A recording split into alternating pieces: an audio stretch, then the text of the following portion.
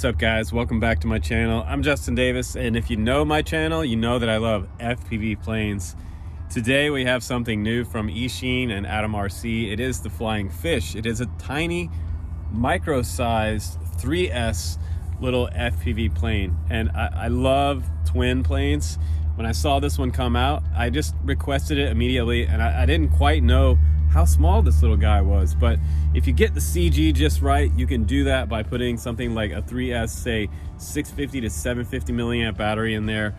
You want that weight forward because it's going to make the CG correct. There are little tiny points on the bottom of the wing that you put your fingertips on.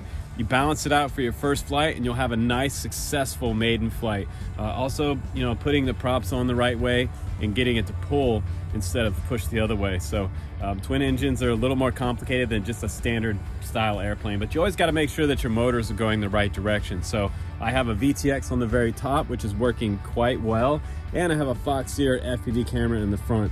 I would suggest getting the FPV version. It was not hard to set up. BetaFpv has a new micro ELRS receiver out. It's like $12. I'm testing that out today for you guys. I'll put the link down below for this one as well because it's working great with my 500 milliwatt micro module in the very back here. This is actually the 1000 milliwatt one. So I also have the 500 that I'm testing out, but today we're flying it on the 1 watt, and I'm only flying it at 500 milliwatts. So you really don't need a whole watt to get out there and fly ELRS, because this total setup the way it is with this radio, this module, and this receiver, I can get out there for miles. But there is no GPS today. We're just flying pure line of sight, and we're testing out some FPV. So enjoy the ride and the flight. Here we go. All right guys, I have it plugged in. It is ready to go. I'm just gonna do a surface check so that you know everything is working right. So the first thing you wanna do is aileron left, that should come up. Aileron right, that should come up. That tells you that left and right on your ailerons is correct. If it goes the other way, it's wrong. Now elevator, we're gonna push down and the elevator should come up. We're gonna push forward and it should go down. Left and right, it's the same on the rudder, left, right. Everything should be pretty good. And when you pick it up and you go to throttle up, you should have some pull. So it's pulling nicely, even at about quarter throttle. So I'm gonna launch this today, probably on like, I'd say 25% to 35% throttle. You can do a test launch like that. And after that, it can be up to you how much throttle you want to put in your launch. But I usually launch head into the wind. So nose into the wind launch, and you'll have a more successful launch. So here we go. I got the sun to my back and I'm ready to take off. I'm gonna watch my fingers here. And look at that, nice straight launch. And right now I'm below half throttle. So I'm not even using any rudder at this point. And there's a little bit of wind up top, but I'm just gonna kind of keep it right here in the field for you guys. Still a little buzzing of the tower. Little bit of wobble there. Right there, I put a little more rudder into the turn, and it's behaving pretty good with a little bit of rudder. Just turns a little tighter with rudder. If you've never flown an RC airplane before, this one's not a bad start, but it's going to be easier for you if you're in FPV, if you've never flown an RC airplane. But a lot of times, you guys, like, I recommend starting out flying RC airplanes line of sight.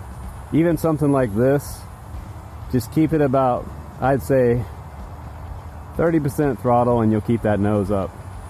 When you make a right or left turn, put a little bit of elevator pull down on the stick as well. That'll give you some elevator up in your turn, and keep that nose up. If you just turn with aileron, the nose will dip. See that? I don't know if you can see that on the camera, but if you turn with no elevator, I'm just so used to adding elevator in my turn, but it's actually, you know, this is a pretty small field right here, and this would be fine in even a baseball size field. You can sit there and do circuits. And I did unplug the VTX while I'm flying at line of sight, by the way. I recommend you do that. There's a little harness going right to the VTX. Just unplug that, and you can fly this baby line of sight. I wonder if she'll do any barrel rolls. Let's give her, there we go, nice. Very nice barrel rolls. And I'm wondering if it'll fly inverted. What do you guys think? I grew up flying RC airplanes, so this is really my thing. So we're gonna take it up, do a barrel roll, and let's see if we can get it inverted.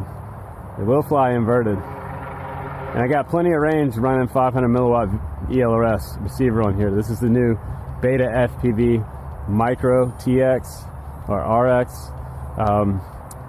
They're about 12 bucks. And then you can fly ELRS on an airplane. That's pretty cool. So first testing of that today. Maytech also makes one, but I have two of these. Maytech didn't send me any of theirs, so we're flying BetaFpvs today. And those twin engines are doing quite well. It sounds really cool. Sounds really cool in the air, and I could just come in and do a soft landing. I feel like keep flying this though. It's so much fun. So yeah, flying fish is good for me. I'm a fan of this one. Just right out of the box, pure manual flying, no stabilization. It will do barrel rolls. Let's try to do one to the left. Nice. Left and right barrel rolls. It'll fly inverted, and it really does track really well. Look at that straight line. There's a little bit of wobble to it at the low end. The wing is not super big on this plane, but it's a pretty flat profile wing, and it's fast. She likes a little bit of speed, but man, if you get that CG right, you'll have a nice plane. And that's the big trick about RC airplanes, honestly, is getting the CG right. I'd say in 700 milliamp, 3S 700 milliamp should be fine. Just put that battery way up front, and before your first takeoff and your first maiden, just make sure that CG's right. You're good. You can put an action camera on the front. That'll also help. If you wanted to fly even something as small as like a 3S 450, you could do that as well with a little action camera like the Insta360 Go 2 up front. Be all good. Look at that baby. Hauls, man. Nice tight turns. I have no problem with hitting the tree there. It's going to be quite durable too because it's pretty small. And I'm going to come back around. I'm going to circle back around, and we're going to land in the field here. I've probably got plenty of battery left, but I don't know what the flight time on this is yet, but I'm going to keep testing it for you guys, and maybe we'll do some more videos. So let's go ahead and do some FPV flying with this little guy, and I'll let you know what I think about it. A little mud on the bottom. Just belly lander. Totally fun. Flying fish. Here we go. All right, guys, let's go ahead and do some flying fish FPV flight tests. And I think Happy is pretty happy about today's flight. She knows that I'm happy because I'm flying an FPV twin plane. So let's go ahead and elevate her up to the sky and get this little Foxeer FPV system up in the air. Let me test this for you. Look at the amount of kind of feedback that you see on the screen. Right away, I have to say that I think the VTX is working pretty good. There's a tiny bit of feedback, but for the most part, it's a really solid FPV feed back to my Sky Zone goggles. Like, seriously nice there.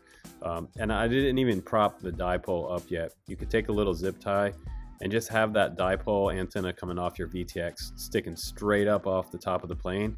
Then you get the best signal, but it is fully cranked. I am at like the full power, and it just seems to be really awesome. Now this is the maiden FPV flight, the maiden flight after I line of sight flight tested it. So first time you fly it, you want to make sure you fly a line of sight in just a little grass field or something like we have here.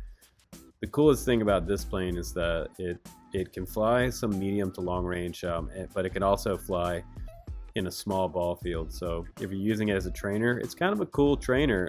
The props for this are pretty cheap, the batteries are cheap, and maintaining it's going to be pretty cheap. The servos are not big, so all the gear on this plane is really not a lot of money. Little tiny 1105 motors are also not very expensive. So if you're kind of on a budget, you just want to have some good old-fashioned RC airplane FPV fun, this is definitely, in my opinion, a great plane. I feel like some of the other RC FPV airplane reviewers out there, Alex Shimano and Painless 360, we have Albert Kim as well testing this plane. Everybody seemed to get pretty good results. One of the things I think you should watch out for is just getting your CG correct. Make sure the plane's not tail heavy. And like I said before, you'll have a great flying airplane. But it tracks really well. And one of the things I wouldn't do on a maiden flight like this is fly and dip down between trees in the parking lot without really trusting the plane.